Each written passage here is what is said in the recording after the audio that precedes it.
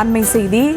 சென்னையில் வாக்காளர் பட்டியல் சிறப்பு தீவிர திருத்தப் பணிகள் தற்போது தொடங்கியிருக்கிறது. மேலும் விவரங்களோடு இணைகிறார் செய்தியாளர் ராஜேஷ்.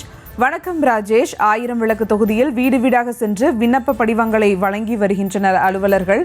இது குறித்த மேலும் விவரங்கள். தமிழகம் முழுவதும் இந்த SIR என்று சொல்லக்கூடிய வாக்காளர் தீவிர திருத்த பணிகள் தொடங்கி இருக்கிறது. சென்னையில இன்று காலையிலிருந்து பயிற்சிகள் வழங்கப்பட்டது. அதாவது BLO2 என்று சொல்லக்கூடிய இந்த அரசியல் கட்சிகளுடைய அந்த பிரதிநிதிகளுக்கு பயிற்சிகள் வழங்கப்பட்டது. அதனைத் தொடர்ந்து இன்று சுமார் 2:30 மணி முதல் சென்னையினுடைய அனைத்து பகுதிகளுக்கும் மாநகராட்சி ஊழியர்கள் உதவியோடு தேர்தல் அதிகாரிகள் வீடு வீடாக செல்கிறார்கள்.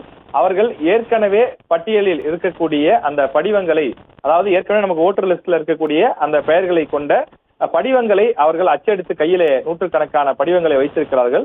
ஒவ்வொரு வீடாக சென்று அந்த வீட்டில் மொத்தம் எத்தனை பேர் இருக்கிறார்கள் என்பதை தங்களிடம் இருக்கக்கூடிய புத்தகத்தில் சரிபார்த்து கொண்டு அத்தனை படிவங்களை கொடுக்கிறார்கள்.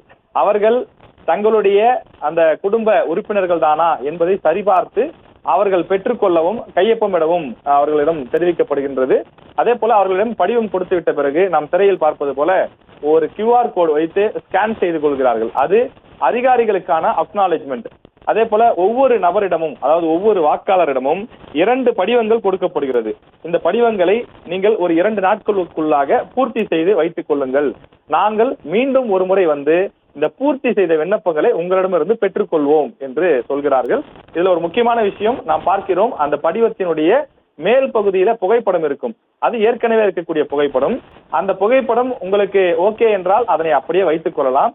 ஒருவேளை தற்போது என்னோட புதிய புகைப்படத்தை ஒட்ட வேண்டும் என்று சொன்னால் நீங்கள் அந்த 2 நாட்களுக்குள்ளாக ஒரு பாஸ்போர்ட் சைஸ் போட்டோ, புதிய பாஸ்போர்ட் சைஸ் போட்டோ ஒன்று எடுத்து அதுல ஒட்டி கொடுத்தால் இனி வரக்கூடிய புதிய வாக்காளர் அட்டையிலே, புதிய அந்த படிவங்களிலே புதிய புகைப்படம் இடம்பெறும்.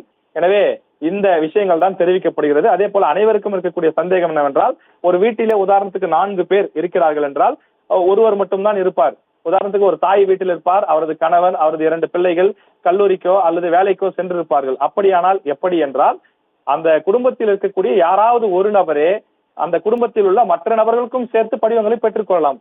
அந்த குடும்பத்துல 4 நபர்கள் இருந்தால் கூட அந்த ஒரு நபரே மற்றவர்கள் வெளியில் சென்றிருக்கிறார்கள், இவர்கள் எங்கள் குடும்பத்தை சார்ந்த உறுப்பினர்கள் தான் என்று சொல்லி அந்த பெற்றுக்கொள்ளலாம்.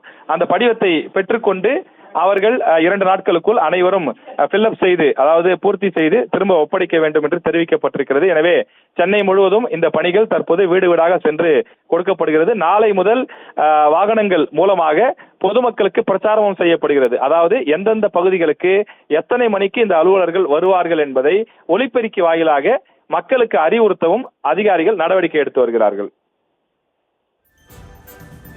விவரங்களுக்கு நன்றி ராஜேஷ்.